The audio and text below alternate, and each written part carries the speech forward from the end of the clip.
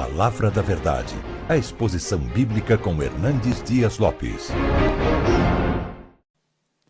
As tempestades estão por aí e elas podem atingir a gente de uma hora para outra. E é pensando nisso que eu quero dividir com vocês um texto da Escritura que trata desse assunto. E abra sua Bíblia comigo então, por favor, em Marcos capítulo 4, versos 35 a 41.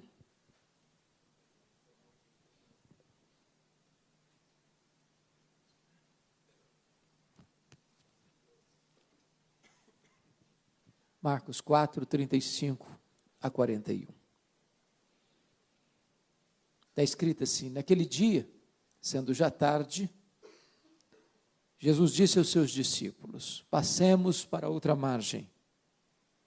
E eles, despedindo a multidão, o levaram assim como estava no barco. E os outros barcos o seguiam. Ora, levantou-se grande temporal de vento, e as ondas se arremessavam contra o barco, de modo que o mesmo já estava a encher-se de água. E Jesus estava na popa, dormindo sobre o travesseiro. Eles o despertaram e lhe disseram: Mestre, não te importa que pereçamos? E ele, despertando, repreendeu o vento e disse ao mar: acalma-te, emudece. O vento se aquietou e fez-se grande bonança. Então lhes disse: por que sois assim tímidos? Como é que não tendes fé? E eles, possuídos de grande temor, diziam uns aos outros: quem é este, que até o vento e o mar lhe obedecem? Eu gostaria de, à guisa de introdução, fazer 4 declarações aqui. A primeira delas é que as tempestades da vida existem e elas são inevitáveis. Elas chegam para todos. Grandes, pequenos, homens, mulheres, jovens, velhos, ricos, pobres, doutores, analfabetos, crentes e descrentes. É impossível caminhar do berço à sepultura sem enfrentar tempestades. Nenhum de nós está blindado. Nenhum de nós vive imune, incólume às tempestades da vida. Se você está passando por uma, você não é exceção. Segunda verdade é que as tempestades, além de inevitáveis, muitas vezes, elas são também imprevisíveis. Elas chegam quando você não espera, de súbito. É um dia comum como qualquer outro, e acontece um acidente grave. É um dia normal como qualquer outro, e aquele casamento estável entra em colapso. É um dia como qualquer outro, e você vai para um exame de rotina, e descobre que está com uma doença grave, talvez até incurável. Eu queria ilustrar isso com a geografia onde ocorreu esse episódio. Acho que todos vocês sabem que o Mar da Galileia não é um mar, é um lago. Ele é chamado também de Mar de Tiberíades, ou Lago de Genezaré. É um lago de águas doces, o maior reservatório de águas doces do Oriente Médio. E esse lago está a 220 metros abaixo do nível do mar Mediterrâneo. Ele é encurralado por montanhas, lado oriental as montanhas chamadas montanhas de Golã, e do lado ocidental as montanhas da Galileia. Acontece um fenômeno ali, muito curioso. No extremo norte de Israel está o monte mais alto, o Monte Hermon, cujo cimo fica sempre coberto de neve. De vez em quando, os ventos gelados descem desse monte, emparedados pelas montanhas, bate na superfície desse lago, e mesmo só a pino começa uma perigosa e terrível tempestade de vento. Muito provavelmente foi isso que aconteceu aqui. Os discípulos embarcam, o mar está tranquilo, enquanto navegam, a tempestade chegou. É assim na vida, as tempestades são imprevisíveis. Mas a terceira verdade que quero dizer a título de introdução é que as tempestades são também, muitas vezes, inadministráveis. nós não conseguimos resolvê-las. Elas nos desafiam, elas superam a nossa capacidade de gerenciamento, elas não obedecem ao nosso comando. O nosso barco é varrido pela fúria do vento, é moído pela força do mar, cujas ondas se encapelam e se lançam com fúria sobre nós. Eu fico imaginando que aqueles discípulos, alguns deles que tinham nascido ao redor daquele lago, vivido ao redor daquele lago, trabalhavam naquele lago, já tinham passado por outras tempestades naquele lago, superado essas tempestades, mas agora eles não conseguem. É assim na vida.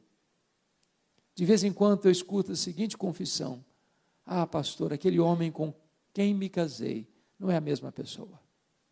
É uma pessoa rude, me agride, não me respeita mais.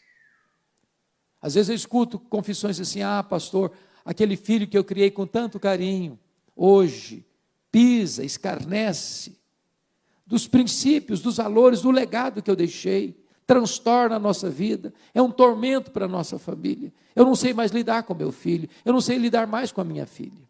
Muitas vezes as tempestades se tornam inadministráveis. Mas a última verdade que quero dizer a vocês, a título de introdução, é uma palavra consoladora. As tempestades são também pedagógicas. Elas podem até nos colher de surpresa, mas elas não pegam Deus de surpresa. Elas podem até ser maiores do que nossas forças, mas elas não colocam Deus numa situação de embaraço. Deus não desperdiça sofrimento na vida de seus filhos. Se Ele permite uma tempestade na sua vida, não é para destruir você, é para tonificar as musculaturas da sua alma. Não é para levar você para longe de Deus, é para colocar você mais perto de Deus. Você perdeu o controle, Deus não. Então eu quero hoje pensar no seguinte tema com você: não desanime, Jesus está no controle. Não fique com medo, Jesus está no controle. Dito isto, eu convido você para examinar o texto comigo. O contexto dessa passagem revela que Jesus passara todo aquele dia ensinando as parábolas do reino. Ao fim, ele então entra no barco com seus discípulos e dá uma ordem para eles assim: passemos para outra margem. Na verdade, Jesus está fazendo uma transição da aula teórica para a aula prática. Você pode ouvir e ouvir e ouvir e ouvir, mas você precisa experimentar. O treinamento de Deus não se dá apenas pelo ouvir.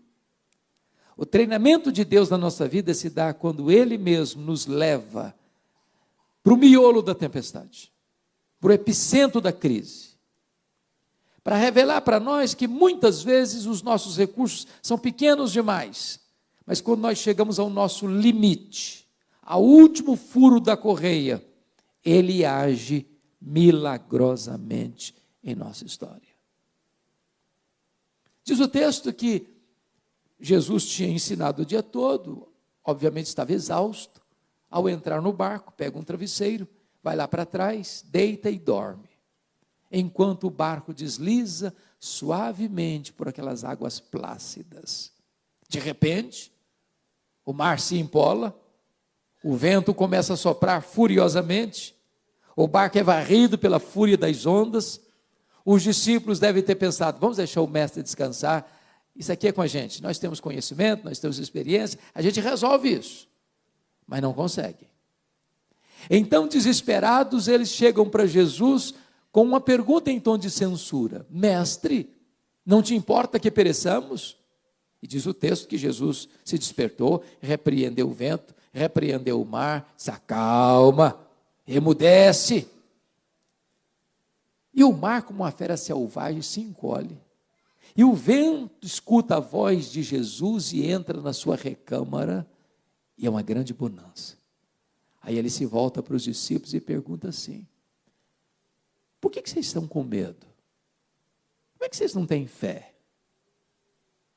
E os discípulos, tomados de um santo temor, perguntaram uns para os outros: quem é este que até o vento e o mar lhe obedecem?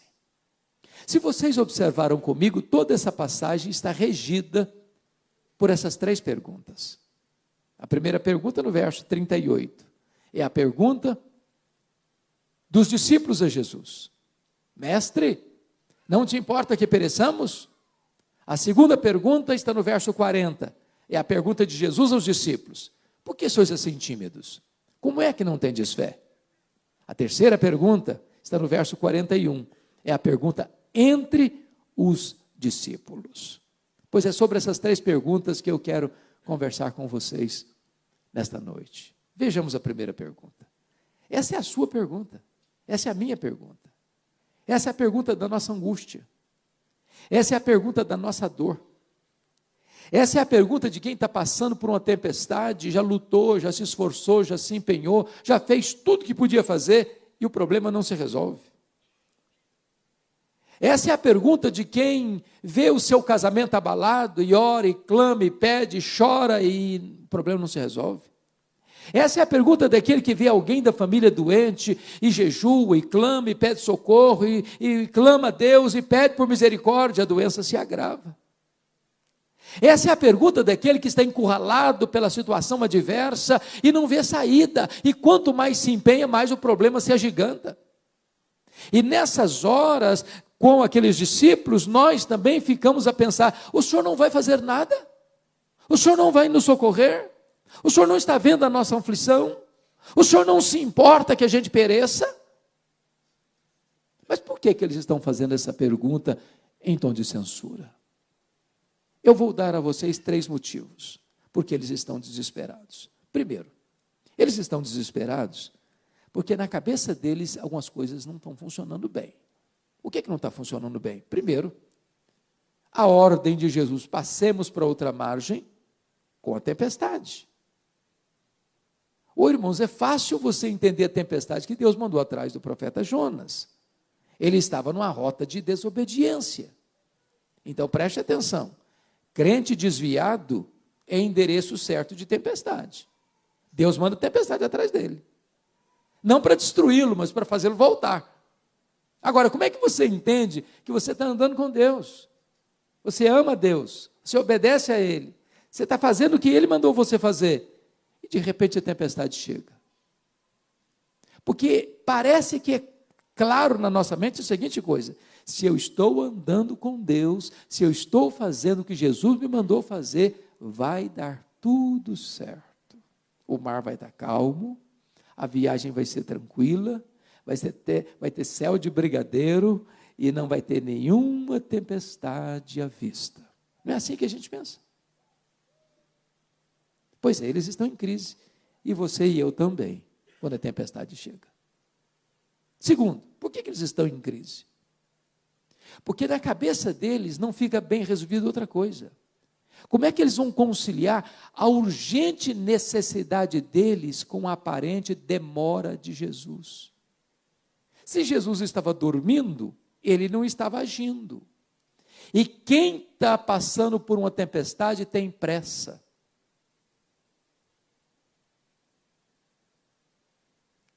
É quando você ora por uma causa, meses, anos, e a resposta não chega.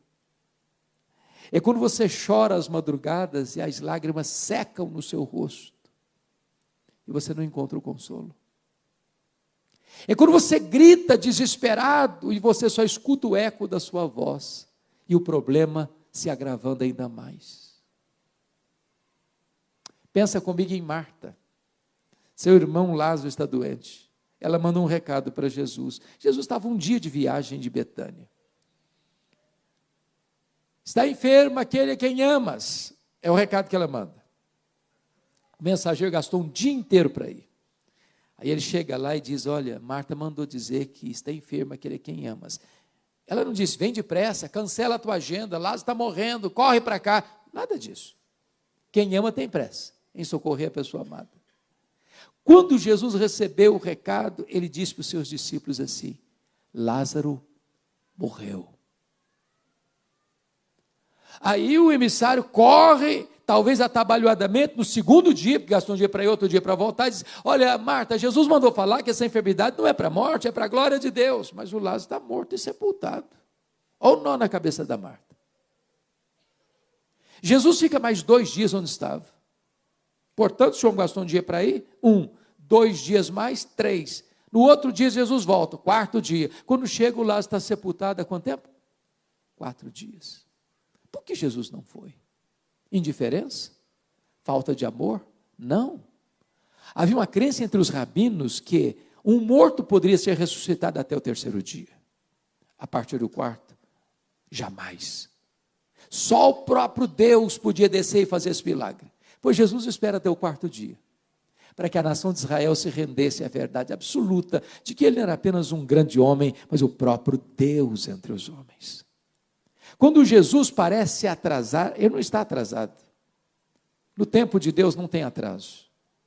Quando ele parece estar atrasado, é porque ele está preparando algo maior e melhor para a nossa vida. Não desanime, Jesus está no controle.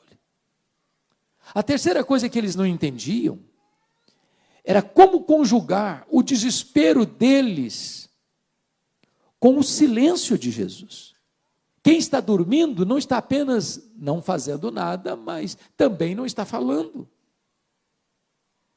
E eu posso lhes garantir que o silêncio de Jesus, às vezes, grita mais alto nos ouvidos da nossa alma que o barulho mais ruidoso das circunstâncias mais adversas. É quando você grita e só escuta o eco da sua voz. Nenhuma palavra de Deus. Os céus estão de bronze. Nenhum sinal do seu favor. Você pode imaginar o que Jó sofreu com isso?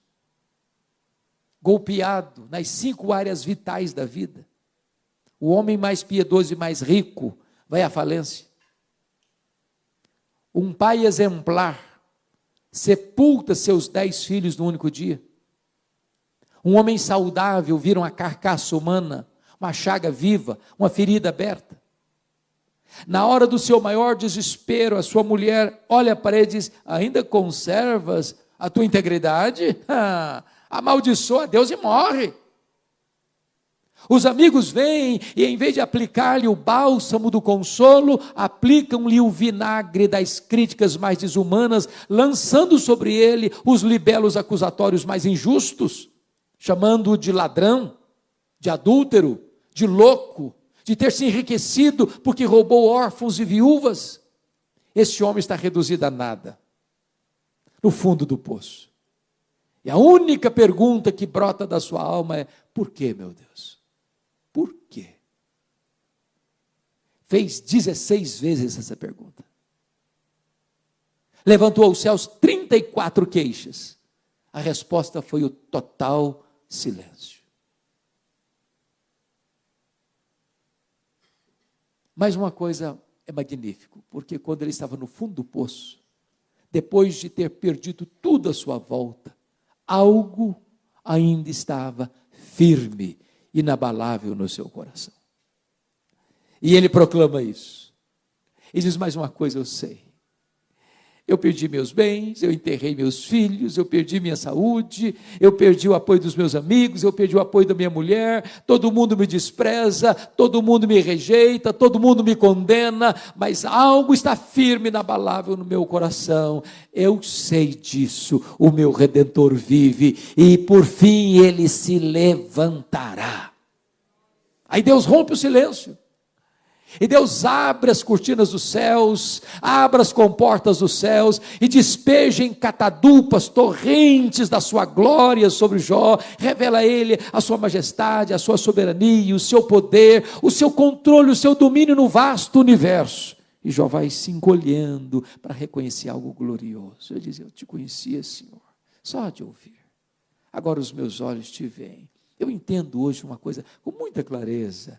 Tu podes todas as coisas, nenhum dos teus planos pode ser frustrado. E Deus então restaura a sorte desse homem, devolvendo-lhe a saúde, devolvendo-lhe o casamento, devolvendo-lhe os amigos, devolvendo-lhe em dobro os seus bens, dando a ele mais 10 filhos. Ele tem 10 filhos na terra, 10 filhos no céu. O último estado dele foi melhor do que o primeiro. Sabe por quê? Porque quando Deus parece estar em silêncio, não é porque Ele está longe, não é porque Ele está indiferente, não é porque Ele não ama você, é porque Ele está preparando algo grandioso para a sua vida. Não desanime, Jesus está no controle. Diz o texto, que então Jesus se desperta, repreende o vento, repreende o mar. E o vento e o mar precisam escutá-lo. Eles se acalmam. O mar fica como um animal dócil. O vento se encolhe. Há uma grande bonança. Aí Jesus olha para eles assim e pergunta: por que é que vocês estão com medo? Como é que vocês não têm fé? Ora, mas e se você e eu estivéssemos lá? Estaríamos com medo? Eu fiz um único cruzeiro em navio grande. Já fiz vários cruzeiros em navios pequenos, mas grande foi um único na vida. Saiu de Santos, foi lá para as praias do Rio de Janeiro.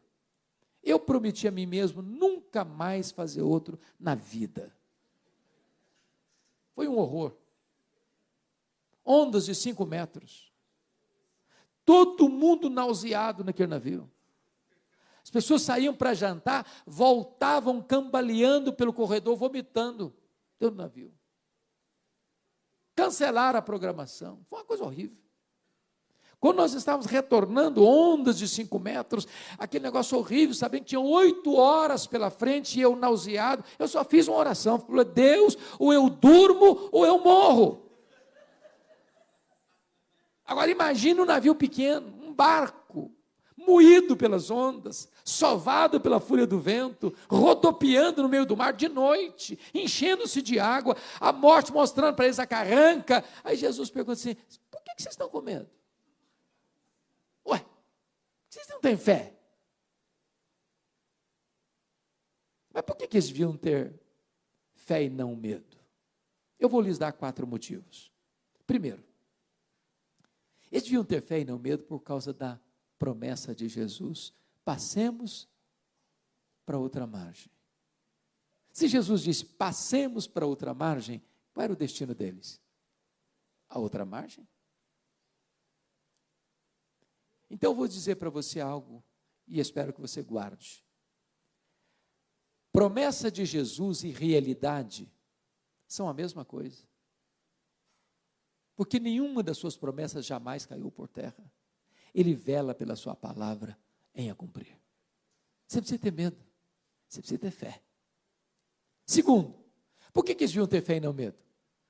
Por causa da presença de Jesus. Jesus estava dentro daquele barco. Mas quem é Jesus? O Criador do vento, o Criador do mar, o Criador do céu, o Criador da terra, o Criador do cosmos, com mais de 93 bilhões de anos-luz de diâmetro. A criatura não pode desafiar o Criador. A criatura não pode ser maior do que o Criador. O Criador dá uma ordem e o vento cessa. Dá uma ordem e o mar se aquieta. Dá uma ordem e o sol aparece. Dá uma ordem e as estrelas chegam. Dá uma ordem e um verme escuta. Dá uma ordem e uma mula fala. Dá uma ordem e os demônios batem em retirada. Dá uma ordem e os anjos saem para fazer a sua vontade. O universo inteiro se dobra à sua ordem. Se Ele está presente conosco, nós não precisamos ter medo. Nós precisamos ter fé.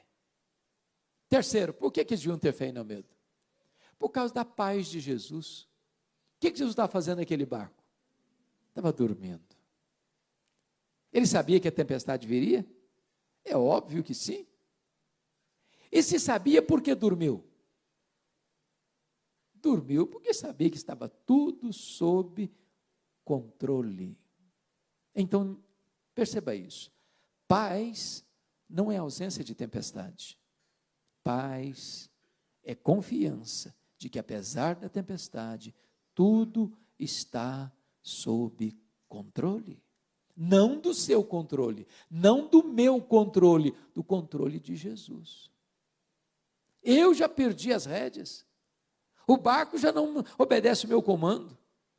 O barco está à deriva, sendo varrido pela fúria das ondas e do vento. Mas Jesus está no controle. Você não precisa ter medo. Você precisa ter fé. Quarto, por que deviam ter fé e não medo?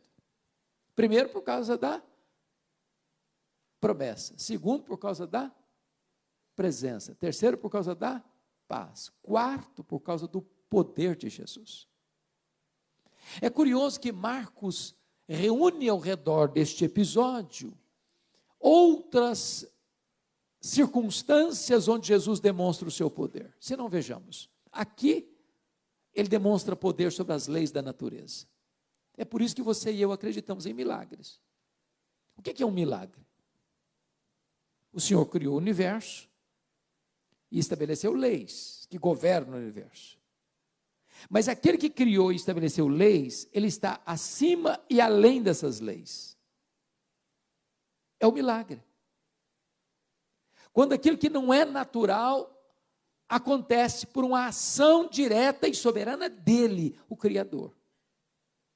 O vento escuta a sua voz, o mar obedece ao seu comando. Ele tem poder sobre as leis da natureza. Mas em seguida, no capítulo 5, verso de 1 a 20, diz o texto que Jesus desembarca, depois dessa noite tempestuosa, do lado oriental do lago, na região chamada Decápolis, as 10 cidades gentílicas, e aquela cidade ali era a cidade de Gadara, e ali tem um despenhadeiro, e ali tem um cemitério, e a última coisa que você espera ver de noite, dentro de um cemitério, é gente viva. E lá tem um homem, nu, gritando, de dia e de noite, entre os sepulcros, ferindo-se com pedras, violento, tomado por 6.000 demônios, uma legião de demônios. Por que Jesus foi ali? Para quê? Porque ali tinha um homem enjeitado da família, ali tinha um homem enjeitado da sociedade, ali tinha um homem foragido da lei, que nem algemas podia prendê-lo. Ali tinha um homem que não tinha mais espaço entre os vivos, por isso morava entre os mortos. Ali tinha uma sucata humana, mas para Jesus ele tinha um valor infinito. E Jesus faz essa viagem para libertá-lo, para curá-lo, para transformá-lo e para fazer dele um missionário para o seu povo. Sabe por quê? Porque Jesus tem poder sobre os demônios. Como a escola Gaviões da Fiel, Carnaval 2019, cometeu uma grande tolice, botando na passarela Cristo sendo pisado por Satanás. O Cristo que você e eu cremos não é esse Cristo. O Cristo que você e eu cremos é a semente da mulher que nasceu para esmagar a cabeça da serpente. É o Cristo que venceu e tem as chaves da morte e do inferno. É o Cristo vencedor. Diante da sua voz, os demônios precisam bater em retirada.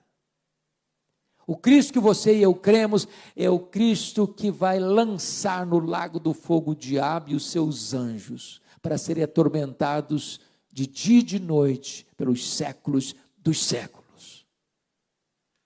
Mas em terceiro lugar, ainda no capítulo 5, Jesus está caminhando e uma mulher hemorrágica, 12 anos esvaindo-se em sangue, ela não conseguiu nada com a medicina da sua época, e ela pensou, se eu apenas tocar na orla das suas vestes, eu ficarei livre do meu mal, e ela toca, e a hemorragia é estancada. Sabem por quê? Porque Jesus tem poder sobre as enfermidades. Em seguida, Jesus vai para a casa de Jairo, a sua filha de 12 anos está morta, e ele chega, põe a mão sobre ela e diz, Talita cume, menina, eu te ordeno, levanta-te, e a morte bate continência para Jesus, e a morte devolve a vida àquela menina, e aquela menina ressuscita, porque Jesus tem poder sobre a natureza, sobre os demônios, sobre as enfermidades e sobre a morte. Ele tem todo o poder, ele tem toda a autoridade, nos céus e na terra. Você não precisa ter medo, você precisa ter fé. Mas aí vem a última pergunta. Confira comigo.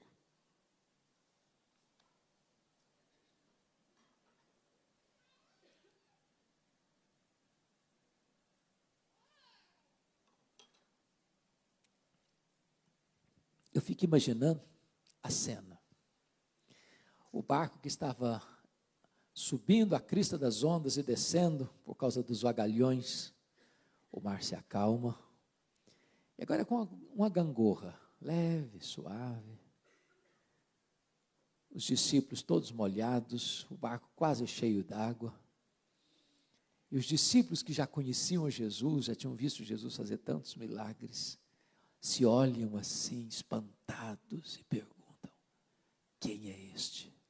Mas quem é este que até o vento e o mar lhe obedecem? Aquela tempestade tinha vindo exatamente para isso, para revelar a eles quão grande era Jesus, quão maravilhoso era Jesus, quão poderoso era Jesus. E eles estão se perguntando: quem é este?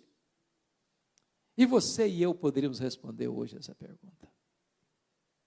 Este é aquele que com o Pai e o Espírito Santo, antes da fundação do mundo, lá nos refolhos da eternidade, no conselho eterno, reuniu-se para traçar o plano da sua, da minha e da nossa redenção. Quem é este? Este é aquele que no princípio criou todas as coisas, os céus e a terra. Porque todas as coisas foram feitas por Ele, e sem Ele nada do que foi feito se fez. Sem matéria pré-existente, Ele criou todas as coisas. Quem é este? Este é aquele que sustenta todas as coisas pela palavra do seu poder. Quem é este? Este é o maravilhoso conselheiro.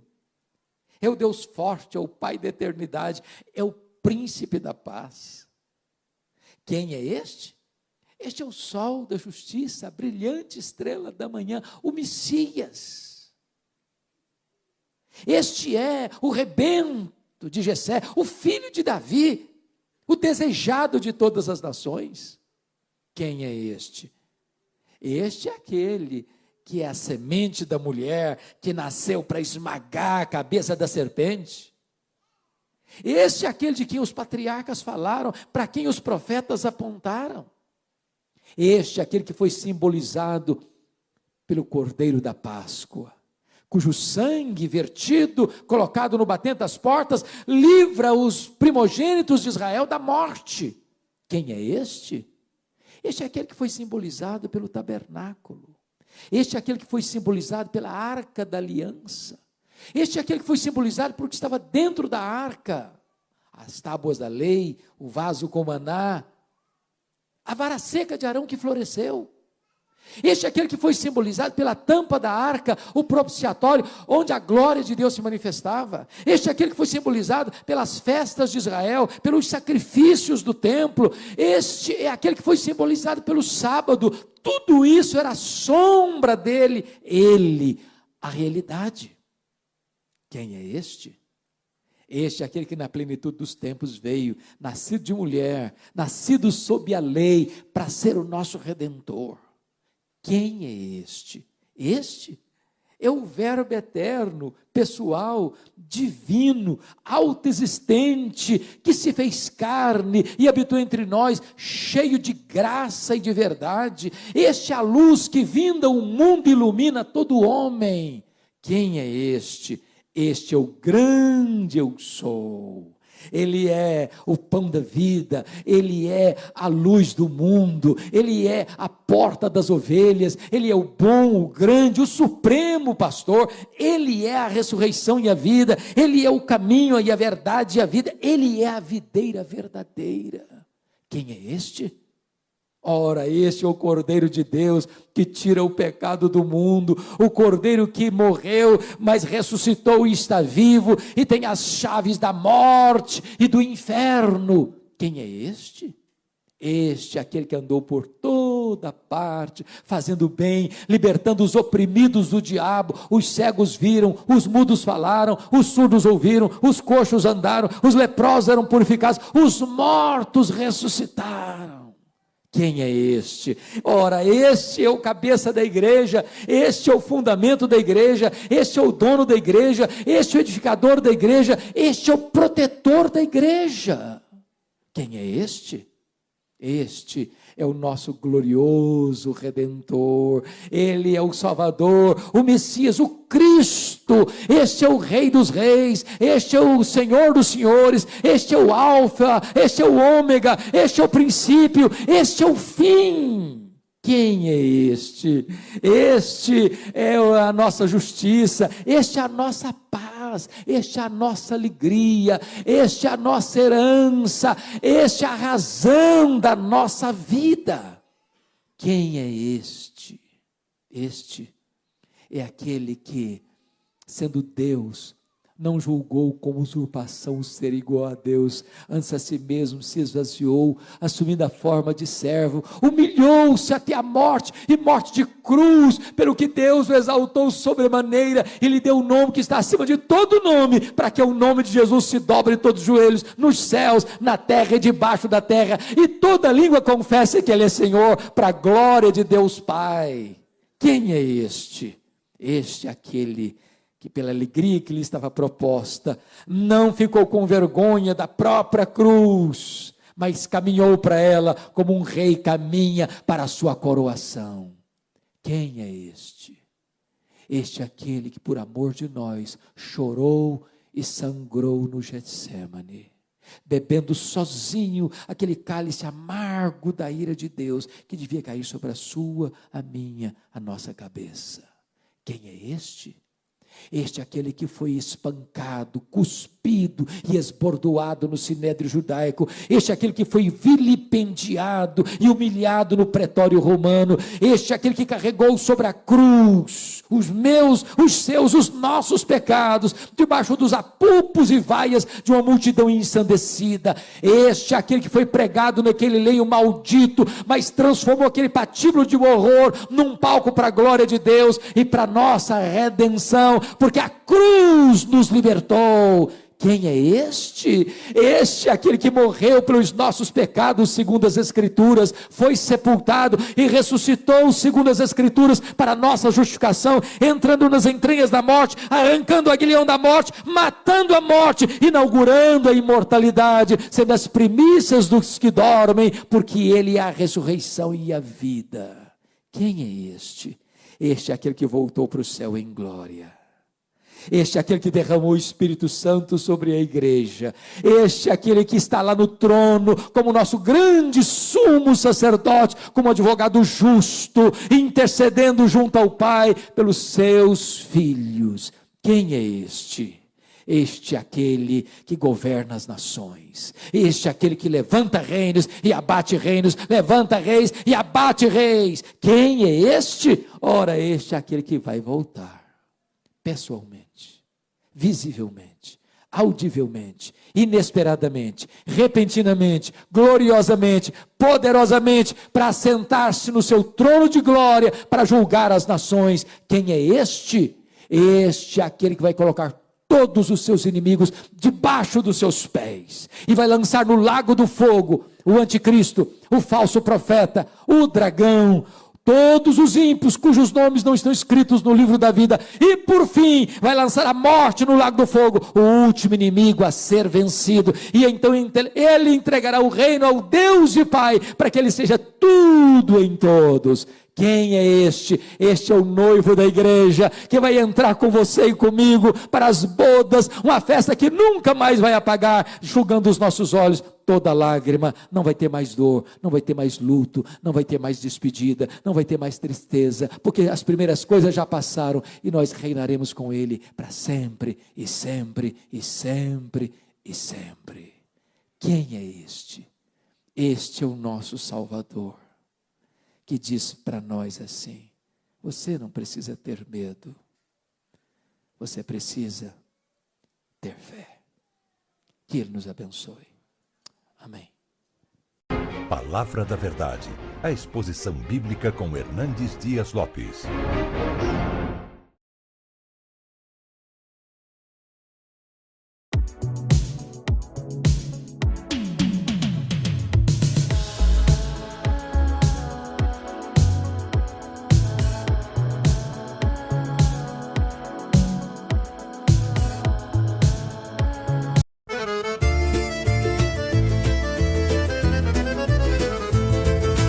tagliai cu freddo da faccia, mentre Caddina faccia festa in da strada. Misi scarpi, uno sì e uno no, e si fuori con tutto cori in moto. A porta scrusciavo, cielo era chiatto, i femmini già parlano un tovatto. Un vicino mi dissi, oh cammini presto, ci rispondi no, cerco lo resto. Presto in un giorno che non voli pensare, ma voli campari, ridiri, scappari. E fuori a casa tutto era come prima, ma in l'aria c'era una gioia più fina.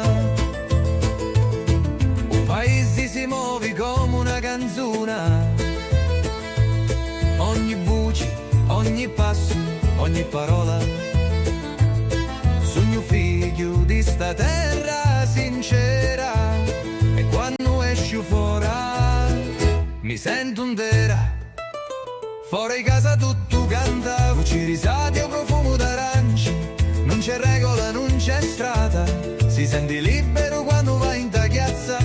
Fuori casa scatta vita, giorno ridi e mente, si sfila con una festa fatta pinnenti, ma resta in ta memoria sempre presenti. O picciriddu io